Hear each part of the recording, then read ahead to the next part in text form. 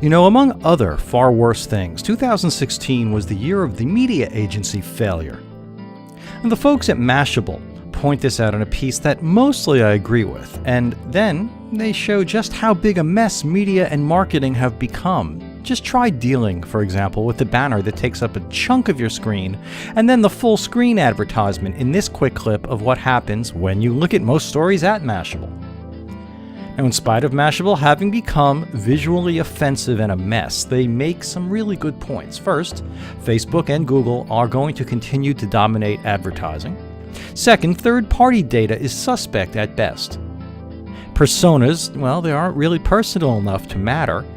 Native advertising will fade because now that we all know the phrase fake news, that's a problem. And most important, agencies will have to adapt to survive, meaning we are going to see lots of media agency failure.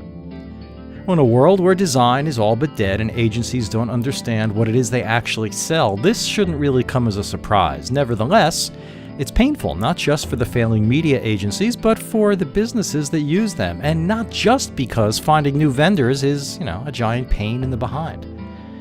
We're not going to go anywhere near the native advertising and fake news bullet. It speaks for itself. And personas, where you market to target groups that you've defined completely, are a cute idea, but ultimately they're limited in value. Further, third-party data is skewed. It's where we run ads as seen after 3 seconds because that's the threshold where we pay for them. So, all right, that's at Facebook. What's the threshold elsewhere? Well, the answers vary, and that's the problem. They change, and then they change again. Your agency really can't keep up, so the idea of media agency failure becomes a function of scaling back whatever they do. At which point, your reason for even using an agency pretty much goes away. Media agency failure happens because media agencies stop providing anything of real value because, they had to. It was a business decision. Fortunately, Mashable's point number 1 makes it so that you may not need your media agency. Facebook and Google are the whole game. Whatever else you think of them, the fact that, for example, Yahoo couldn't figure out what to do with a property as large as Tumblr speaks volumes. Media, pure and simple, is a volume game.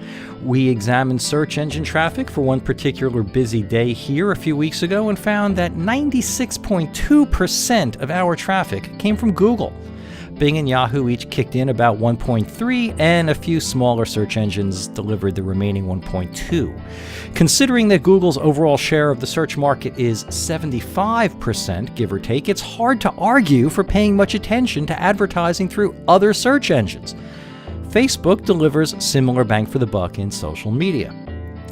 Of course, nothing's ever really that simple, and if you're getting results you can accept elsewhere, that's great. But with media agency failure happening at alarming rates, in 2017, you're going to need to think about making your advertising buys part of a different business process than media management. Not quite sure where to place that particular process? We can help. I'm the Answer Guy, and I'll be back.